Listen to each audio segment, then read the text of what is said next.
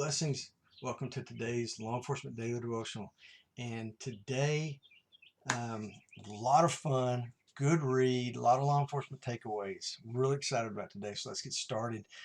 We did finish Psalms, and we're in 1 Kings chapter 1 and chapter 2 up to verse 12. And then we jump over into 2 Samuel and read 23, 1 through 7. 1 Kings chapter 1. David's getting old. He's getting tired. We see that they bring this young nurse in to take care of him. He has no relations with her. He is an honorable man, full of integrity. Although that's not always been the case. But as we get older, we get more integrity, and let's hope. Authority and justice is prevalent in this because as David gets old, he kind of lets things go. And at this point in history, when we see this story, we don't even know who's running the kingdom.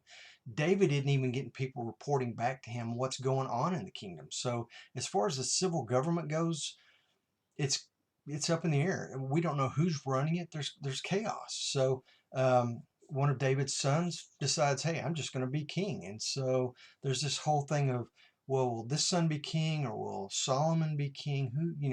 And David has to step back up to the plate, gird up his loins, as the Bible would say, and take care of business.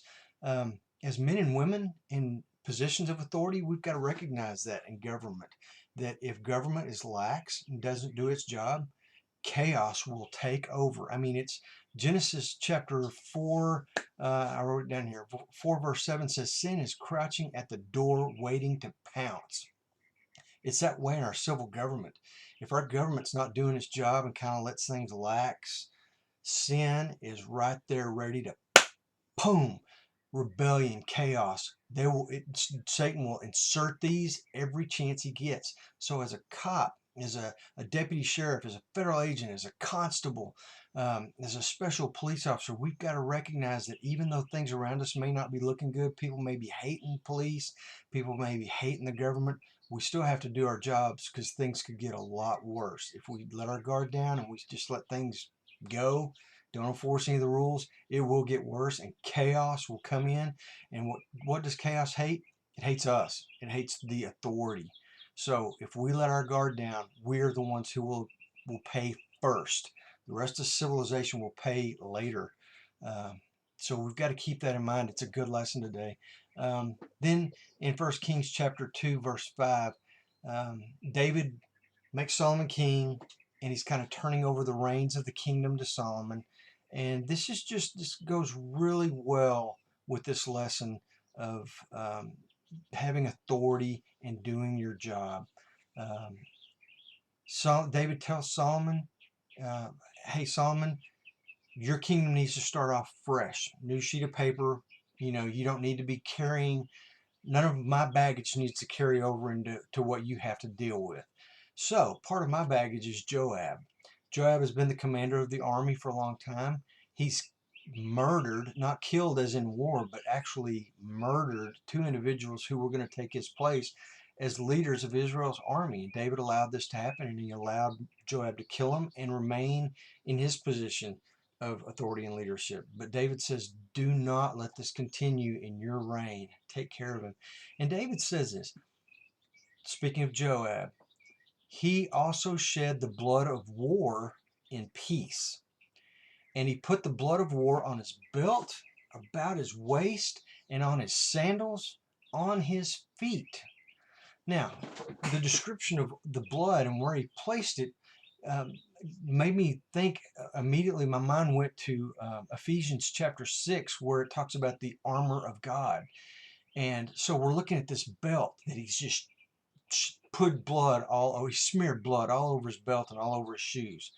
Well, in the armor of God, in the description, verse 14, the belt stands for truth.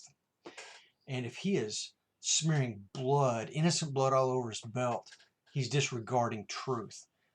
When he smears it all over his sandals and his feet, those are shoes of peace according to the armor of God, which makes perfect sense. David says he shed blood, the blood of war, in times of peace. David will go on to say, do not let his gray hair go down to Sheol in peace. David's telling his son Solomon, you got to take Job out. He's not a man of peace. He's a man that just has this blood lust. If the war's not going on and he can't kill people, he's going to murder people that are a threat to him personally. So he takes out this man of war so he can have a kingdom of peace. But we as leaders, and every street cop is a leader, you have to maintain justice, God's justice, and you have to keep the peace.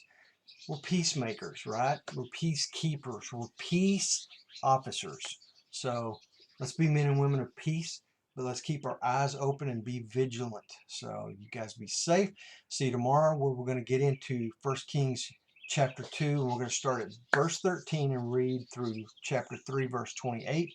And then we're going to jump back into 2 Chronicles and or jump into 2 Chronicles for the first time. And we're going to read from chapter 1 verse 1 to verse 13. We're not going to read the whole chapter. So come back tomorrow, read up, and let's do this again. You guys be safe.